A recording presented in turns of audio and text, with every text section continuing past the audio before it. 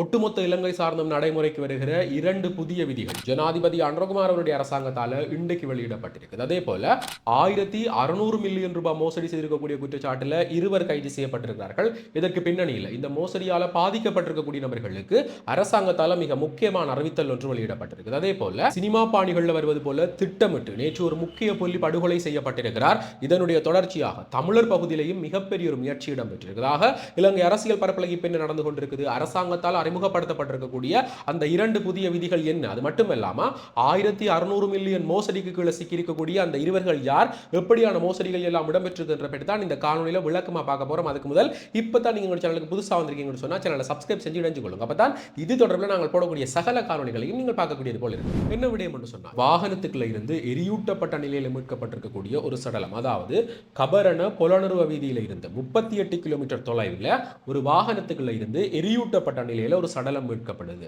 இந்த சடலம் யாருடையது, எப்படியான சம்பவங்கள் எல்லாம் நடைபெற்றிருக்கின்ற பார்க்கறதுக்கு முன்னுக்கு அங்க என்ன நடந்திருக்குதுன்னு சொன்னா, எரியூட்டப்பட்டதா இல்ல தானாகவே எரிஞ்சுதான் ஒரு கேள்வி இருக்குது.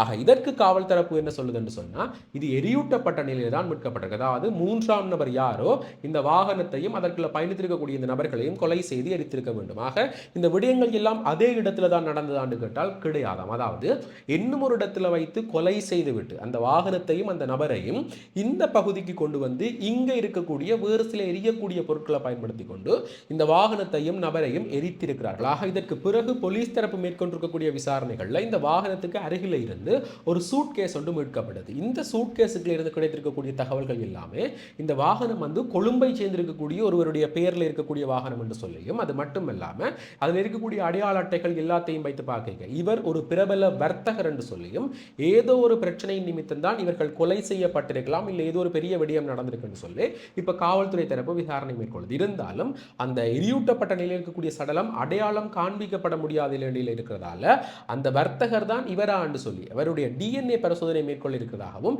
இப்போ ஒரு ரகசிய தகவல் கிடைச்சிருக்கு. ஆக உண்மையிலேயே மிகப்பெரிய சம்பவம் ஒன்று நடைபெற்றிருக்குது. இப்படி தென்னிலங்கையில் நடைபெறும் போதுதான் நேற்று கிளிநொச்சி பகுதியில் ஒரு கடத்தல் முயற்சி இடம்பெற்றது. உண்மையிலேயே தமிழர் பகுதியில் இந்த கடத்தல் முயற்சி என்றது கனகாலமாக இல்லாமல் இருந்தது. மீள நேற்று இந்த வெள்ளை வேனுக்கு பதிலாக கருப்பு வாகனத்தில் கடத்தி இருக்கக்கூடிய முயற்சி ஒன்று இடம்பெற்றிருக்குது. அதுவும் சாதாரண ஒரு ஆள் இல்ல, ஒரு ஊடகவியலாளர், தமிழ்ச்செல்வன் என்று சொல்லி அறியப்படுகிற ஒரு பிரபல ஊடகவியலாளர் கிளிநொச்சியினுடைய ஏனையின் வீதியில் ஸ்ரீலங்கா டெலிகாம் நிறுவனத்துக்கு முன்னுக்கு கருப்பு வாகனத்தில் வந்திருக்கக்கூடிய நபர்களால் கடத்தப்பட்ட சம்பவம். அந்த கடத்தல்ல இருந்து அவர் தப்பிச்சிருக்கிறார்.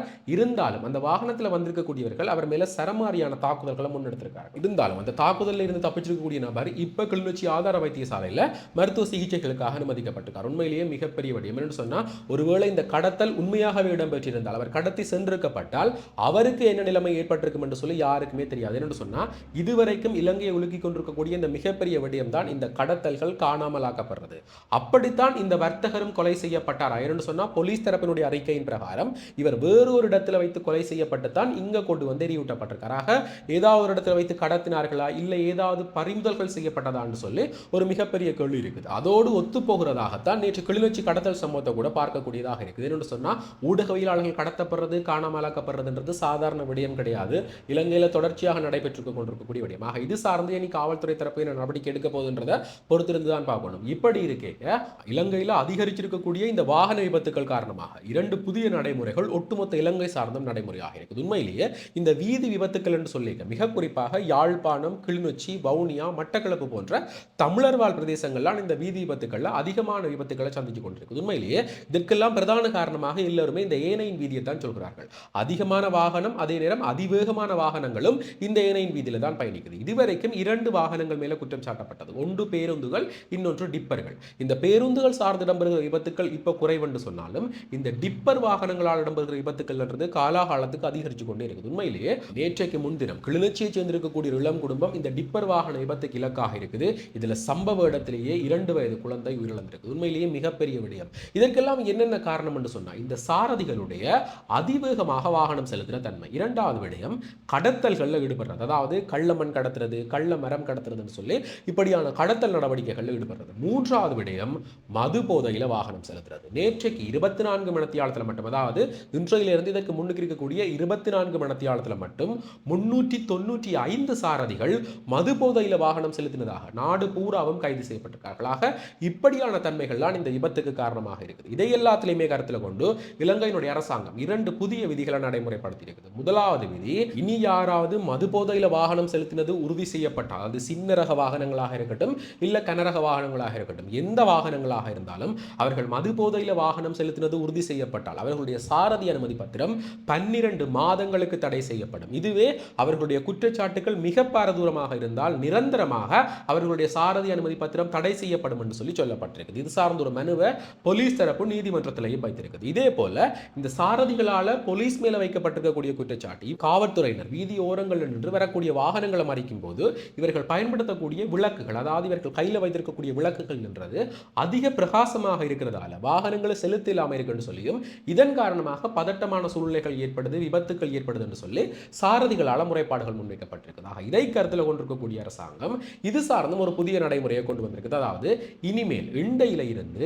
எந்த காவல்துறையினரும் இப்படியான அதிக பிரகாசம் தர விளக்குகளை பயன்படுத்த வேண்டாம் என்று சொல்லி மாறாக சிவப்பு நிறத்தில் இருக்கக்கூடிய விளக்குகளை பயன்படுத்துமாறும், அது மட்டுமல்லாம இவர்கள் அணியக்கூடிய உடை என்றது ரேடியம் என்று சொல்லக்கூடிய அந்த ஒலியை திருப்பி பிறப்பிக்கக்கூடிய உடைகளை அணியுமாறும் அவர்களுக்கு அறிவுறுத்தல் வழங்கப்பட்டது. உண்மையிலேயே வரவேற்க வேண்டிய விடயம். என்னன்னு சொன்னா, காவல்துறையினர் தெருவில் நிக்கணுமா இல்லையான்னு சொல்லி கூட நாங்கள் ஒரு 50 மீட்டர் அல்ல 20 மீட்டர் சொல்லி கிட்ட போன பிறகுதான் தெரியுமாக உடனடியாக வாகனத்தை நிறுத்துறதுன்றது சவாலான விடயம். இதே வாகனத்தை தாண்டி போய் நிறுத்தும் போது இன்னும் ஒரு விபத்துக்கள் ஏற்படுறதுக்கான சாத்தியங்கள் எல்லாம் இருக்குது. இதுவரை காலமே இலங்கையில் நிலவி இருக்கக்கூடிய மிகப்பெரிய குற்றச்சாட்டு, மிக குறிப்பாக இந்த வாகன சாரதிகளுக்கு இதில் இருக்கக்கூடிய நன்மைகள் தீமைகள் என்னன்னு சொல்லியும், திடீரென்று ஒருவர் வந்து மறிக்கும் போது ஒரு வாகனத்தை நிப்பாட்டுறது எவ்வளவு கஷ்டம், இதுலையும் கனரக வாகனங்களாக இருந்தால் அதை நிற்பாட்டுறது எவ்வளவு கஷ்டம் என்று சொல்லி அவர்களுக்கு தெரியும். ஆக இந்த குற்றச்சாட்டுகளுக்கு தீர்வாக ஒட்டுமொத்த இலங்கை சார்ந்தும் இந்த 2 புதிய விதிகளையும் இண்டையில இருந்து நடைமுறைப்படுத்துமாறு அனைத்து காவல் நிலையங்களுக்கும் உத்தரவு பிறப்பிக்கப்பட்டிருக்கிறது. அது மட்டுமல்லாம இரவு நேர காவல் பணிகளில் ஈடுபடக்கூடிய காவல்துறையினர் வழங்கியிருக்கக்கூடிய உத்தரவின் கீழே தான் வேலை செய்கிறார்களான்றதை கண்காணிக்கிறதுக்காக போலீஸ் பரிசோதனைகளுக்கும் அறிவுறுத்தல்கள் வழங்கப்பட்டிருக்கு. அது மட்டுமல்லாம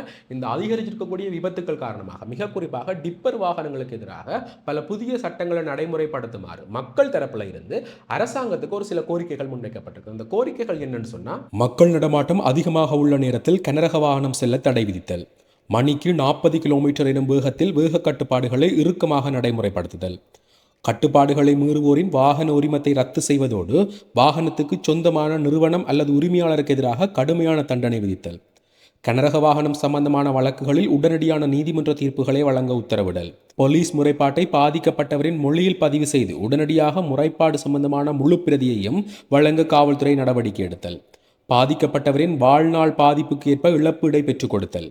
ஆக இப்படியான கோரிக்கைகள் பொதுமக்கள் தரப்பில் இருந்து அரசாங்கத்திடம் வைக்கப்பட்டிருக்கு. உண்மையிலேயே நல்ல கோரிக்கைகள். என்னன்னு சொன்னா, இந்த வாகன விபத்துக்கள் என்றது குறையும். ஆக இந்த விடயங்கள் சார்ந்து நீங்கள் என்ன நினைக்கிறீங்கன்றதை மறக்காம கமெண்ட் பண்ணுங்க. இதே போல இன்றைக்கு நடந்திருக்கக்கூடிய ஒரு மிகப்பெரிய விடயம் தான் 2020ஆம் ஆண்டு 1600 மில்லியன் ரூபாய் மோசடி செய்திருக்கக்கூடிய குற்றச்சாட்டில் 2 கைது செய்யப்பட்டிருந்தார்கள். இவர்கள் 2 2020ஆம் ஆண்டு காலப்பகுதியில் இலங்கையில் ஒரு நிறுவனத்தை நடாத்தி அந்த நிறுவனம் மூலம் 1600 மில்லியன் மக்கள் பணத்தோட இந்தியாவுக்கு தப்பி சென்றிருக்கார்கள். அதாவது இந்தியாவுக்கு அகதிகளாக சென்றிருக்கிறார்கள். இந்தியாவுடைய ராமேஸ்வரம் பகுதியில் இவர்கள் அகதிகளாக தஞ்சமடைஞ்ச பிறகு அந்த அதிகாரிகள் மேற்கொண்டிருக்கக்கூடிய விசாரணைகளில் இவர்கள் 2 இலங்கையில இருந்து பணத்தோடு அங்கு சென்றிருக்கிறது உறுதியாக இருக்குதாக இவர்கள் 2 அங்கு இருக்கக்கூடிய சிறைச்சாலைகளில் அடைக்கப்பட்டு விசாரணைகள் மேற்கொண்டு வந்த நிலையில் இப்ப இலங்கை அரசாங்கம் இவர்கள் 2 எங்கள்கிட்ட பாரப்படுத்துங்க, இது சார்ந்த விசாரணைகளை நாங்கள் முன்னெடுக்கணும் என்று சொல்லி இலங்கை அரசாங்கம் சொல்லியிருக்கிறதாக. இதற்கமைய நேற்று இவர்கள் 2 இந்தியாவில் இருந்து இலங்கைக்கு அனுப்பப்பட்டிருக்கிறார்கள். இலங்கையினுடைய கட்டுநாயக்க விமான நிலையத்தில் வைத்து இவர்கள் கைது செய்யப்பட்டிருக்கார்கள். என்ன மோசடி இடம்பெற்றிருக்குன்னு சொன்னா, இவர்கள் 2 கணவன் மனைவி. அதே நேரம் பிரிவெல்த் குளோபல் என்று சொல்லி அழைக்கக்கூடிய இலங்கை பூராகவும் கிளைகளை வைத்திருக்கக்கூடிய ஒரு நிறுவனத்தினுடைய கல்முனை கிளையினுடைய நிறுவனர் மற்றும் இயக்குநராக இருந்திருக்கிறார்கள்.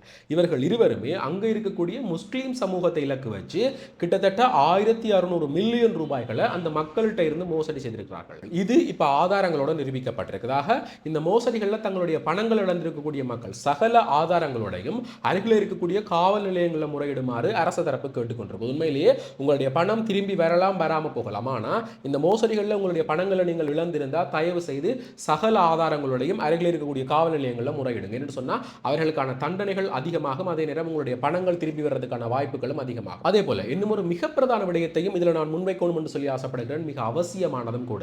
வைத்தியர் ராமநாதன் அர்ச்சுனா செய்யக்கூடிய அரசியல் உண்மையிலேயே மிக மிக பாராட்டுக்குரியது. என்னன்னு சொன்னா, நேற்று கிளிநொச்சியில் இடம்பெற்றிருக்கக்கூடிய அந்த கலந்துரையாடல் பலர் அதை காணொளிகள் மூலமாக பார்த்திருப்பீங்கள். அதில் வைத்தியர் ராமநாதன் அர்ச்சுனா கேட்டிருக்கக்கூடிய கேள்விகள், முன்வச்சிருக்கக்கூடிய கோரிக்கைகள் எல்லாமே மிக மிக அவசியமானது. இன்றைக்கு தமிழருடைய இருப்பை, அது மட்டும் இல்லாமல் ஒட்டுமொத்த இலங்கை சார்ந்த மக்களுடைய இருப்பை அவர் நிலைநாட்டியிருக்கிறார் என்றதில் எந்த விதமான மாற்று கருத்தும் இல்லை. ஏன்னு சொன்னால் கல்வியில் தொடங்கி மருத்துவம், சூழல் என்று சொல்லி சகல சார்ந்தும் ஒரு பரந்த அறிவோட தெளிவோடு அவர் பேசுறதை பார்க்கக்கூடியதாக இருந்தது.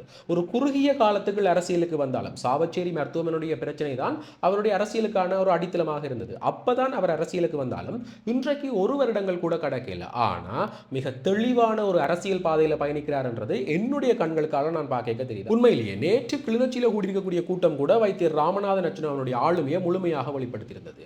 ஆனா இங்க இருந்து இயங்கக்கூடிய ஒரு சில ஊடகங்கள், நான் பெயர் குறிப்பிடல, ஆனா இங்க இருந்து இயங்கக்கூடிய ஒரு சில ஊடகங்கள் அவர் மேல வேணுமென்றே அவதூறு பரப்புறதை கண்கூடாகவே காணக்கூடியதாக இருக்குதுன்னு சொன்னா, நேற்றைக்கு அந்த காணொளிகள் பார்த்து முடிச்சா பிறகு நான் சோசியல் மீடியாவை பார்க்கும்போது இங்க இருந்து இயங்கக்கூடிய ஒரு சில ஊடகங்கள் தேவையில்லாத தலைப்புகள் விட்டு செய்திகளை பிரசுரிச்சிருக்கிறார்கள். உண்மையிலேயே தேவையில்லாத ஒரு விடயம்.